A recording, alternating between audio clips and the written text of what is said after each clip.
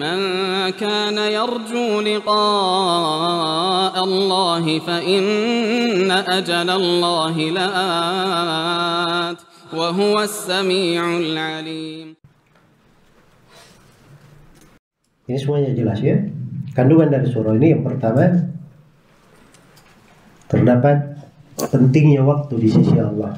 Karena ini bersumpah dengan waktu asar dan bersumpah dengan waktu asar ya, al-asr, dan bisa diartikan masa seluruhnya. Iya.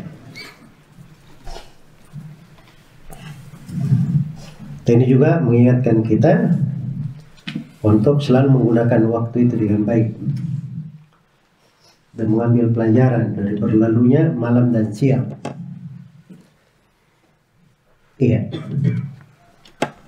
Kemudian yang kedua, terdapat bahwa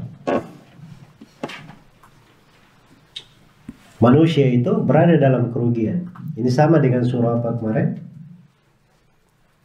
yang sudah kita kaji kemarin, yang semuanya dalam neraka, semuanya tempat serendah-rendahnya. Surat Tin, tsumma radadnahu asfala safilin. Sama ya. Kemudian dikembalikan ke tempat yang paling rendah.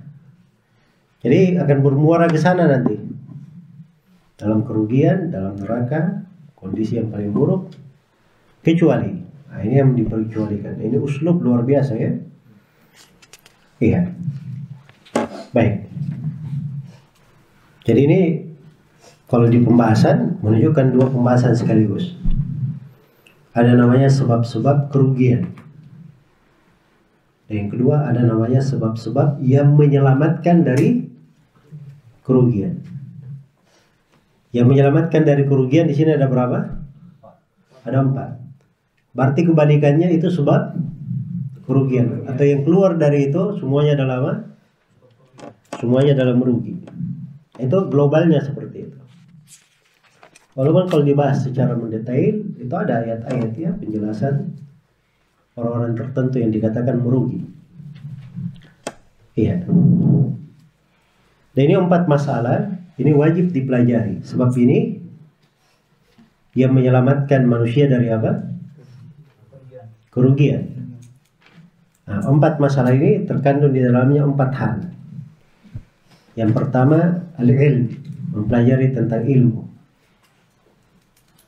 Dan ilmu itu tercakup di dalamnya bagaimana dia mengenal Allah, mengenal Nabi-Nya sallallahu alaihi wasallam, dan mengenal agama Islam dengan dalil-dalilnya.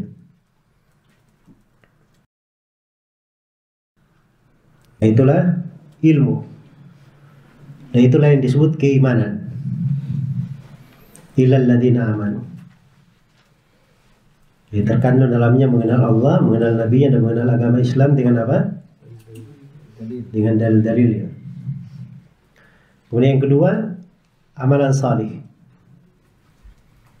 Kemudian yang ketiga, berdakwah di jalan Allah. Itu watawasau bil haq, saling berwasiat dengan kebenaran, maksudnya sebagiannya memerintah, yang lainnya dengan kebenaran. Nah, itu namanya berdakwah di jalan Allah.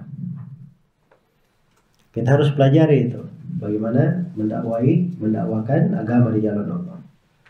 Watawasau bis sabr, dan saling berwasiat dengan kesabaran.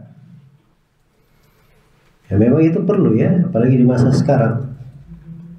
Seorang itu kalau dalam kebaikan, ada sebagian hal yang kita perlu nasihat-nasihat, perlu berbagi pengalaman, agar supaya kita bersabar di atas kebaikan.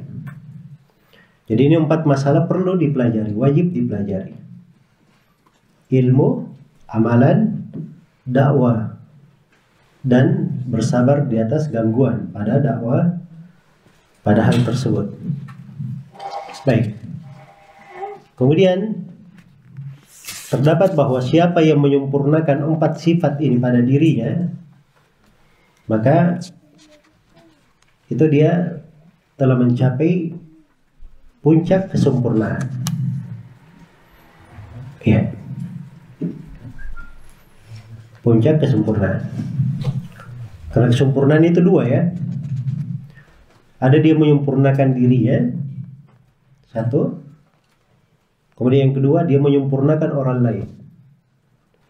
Jadi kalau 4 ini mencakup 2 atau tidak? Iya, ilmu dan amalan salih itu kesempurnaan pada diri. Berdakwah dan bersabar, saling berwasiat dengan kesabaran itu menyempurnakan orang lain.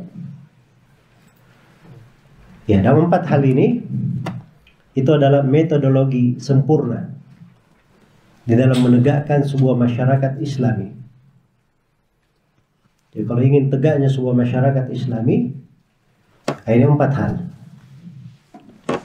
Ini 4 hal yang harus dipenuhi. Kemudian yang terakhir kita renungi dari ucapan Imam Syafi'i di surah ini. Kata beliau, la tadabbaran nasu hadhihi surah lawasi'athum. Andai kata manusia tadabbur merenungi surah ini, maka surah ini sungguh telah mencukupi mereka. Surah ini sungguh telah mencukupi mereka. Baik.